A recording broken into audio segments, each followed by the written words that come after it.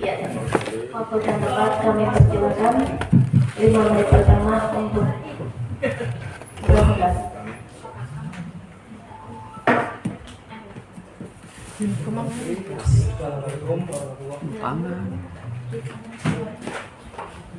Mbak, kailan ka makake?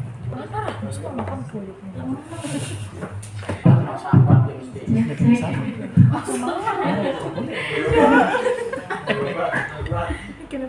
Assalamualaikum warahmatullahi wabarakatuh. Nama saya Ibu Sri Wahimno sebagai pelaksana terampil Pramana Laboratorium Kesehatan di Labkesda Kesehatan Kabupaten Malang. Kali ini saya akan memaparkan hasil orientasi P3K pada instansi pemerintah Kabupaten Malang. Rencana hasil kerja P3K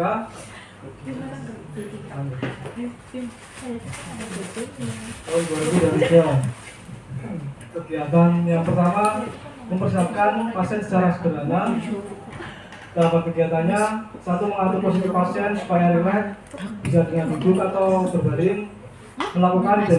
Kedua, melakukan identifikasi sampel pada pasien sebelum pengambilan sampel. 3, menyesuaikan data pasien dengan formulir permintaan pemeriksaan. Outputnya, terlaksananya persiapan pasien sebelum dilakukan pengambilan spesimen. Penetapan nilai beralatnya, saya melakukan identifikasi pasien dengan cermat dan teliti. Saya bersikap ramah saat akan melakukan pengambilan sampel darah pada pasien.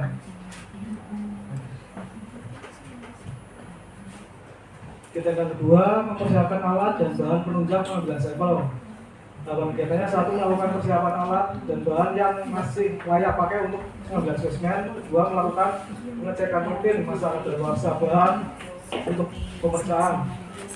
Tiga, membersihkan peralatan untuk pemeriksaan.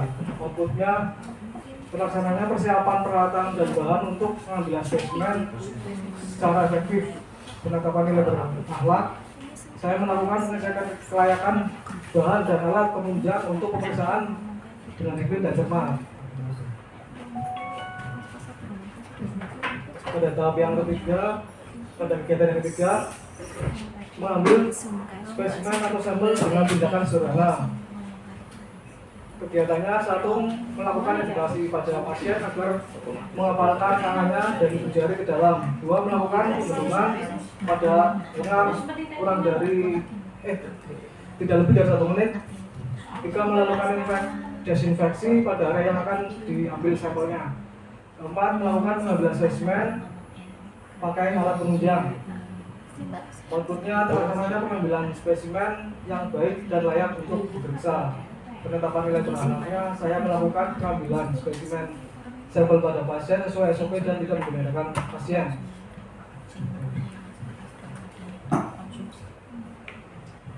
Kegiatan yang keempat, mempersiapkan peralatan untuk pemeriksaan spesimen atau sampel secara sederhana. Dalam kegiatannya, satu, melakukan pemeriksaan alat apakah masih berfungsi dengan baik. Dua, menyimpan bahan untuk pemeriksaan pada suhu yang sesuai. Biasanya untuk bahan cair suhu 2-8 derajat. Tiga, melakukan maintenance atau pemeliharaan harian pada alat pemeriksaan.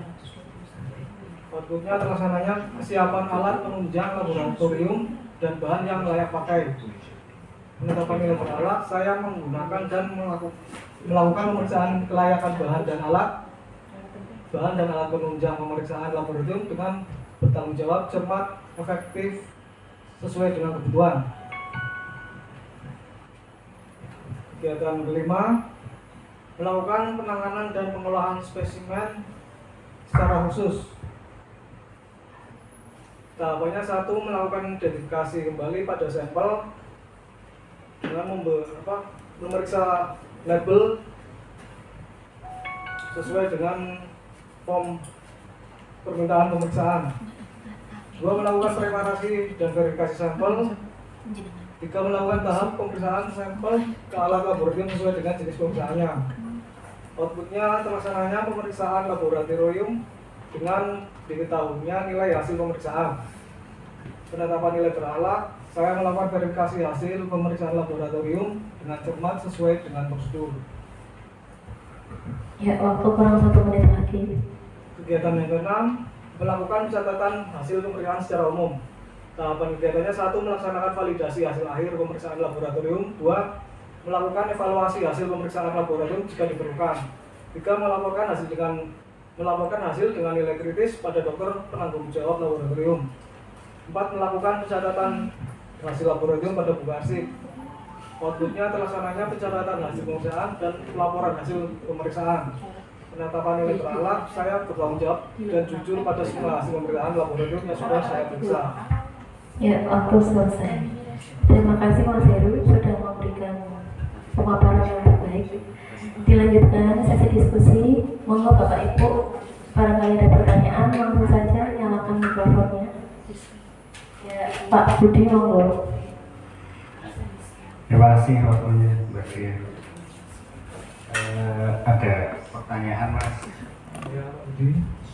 Dari tahapan kegiatan yang telah disampaikan, adakah tahapan yang berpengaruh terjadinya kesalahan pemeriksaan sampel pasien di laboratorium seperti itu? Oke, terima kasih Pak Budi. Baiklah, saya akan menjawab. Pada pemeriksaan yang dilakukan di laboratorium, secara umum sebetulnya ada 3 tahapan proses yang sangat mempengaruhi hasil pemeriksaan. Yang pertama itu pada tahap proses praanalitik.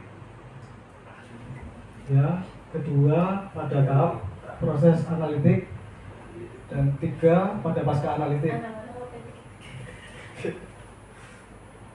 Pertama pada tahap proses praanalitik, seperti kita melakukan pengambilan spesimen pada pasien dengan cara tadi memposisikan pasien secara benar, rileks, agar pasien rileks dan tenang. Kedua, membendung lengan si pasien agar terlihat venanya, karena kita ambil darah vena, yaitu yang terletak di ini siku, lipatan siku, itu namanya vena mediana cubitti. Terus setelah itu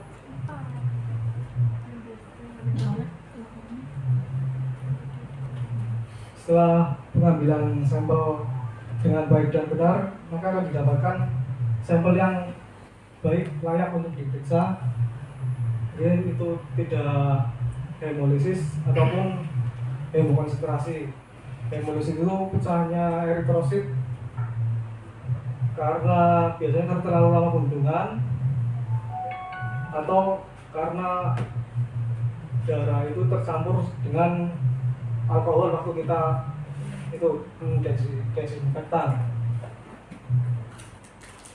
Pada proses tahap yang kedua, pada tahap analitik, yang perlu diperhatikan untuk pemeriksaan spesimen.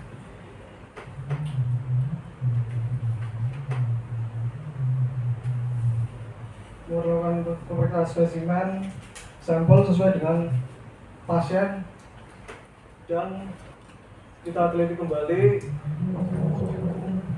label sampel sesuai dengan pasien tersebut supaya tidak terjadi kekeliruan. Kedua, melakukan pemeliharaan alat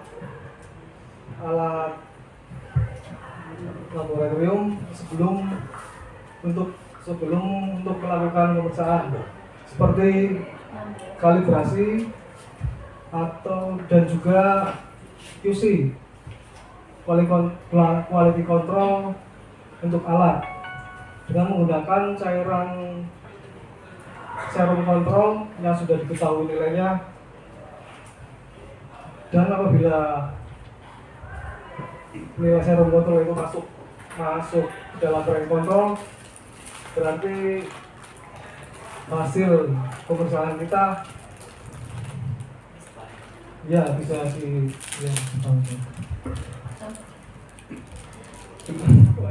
masih ada lagi ya. Waktunya sudah selesai nih Mas Heru. Oke. Nanti Pak Budi barangkali kurang seret bisa bincang-bincang ya. Ingatan ya tadi ya, Pak Budi sudah dijelaskan panjang lebar sama Mas Heru. Lanjut ini 5 menit kemudian untuk Bapak Mentor, barangkali ada saran atau masukan maupun pertanyaan. Monggo. Terima kasih. Dari proses awal sampai dengan proses pertanyaan dari audiens, saya rasa sudah cukup ya. Jadi applause untuk Mas Heru. Silakan Mbak ya. Ya, terima kasih Mas Heru, bisa kembali ke tempat. Sama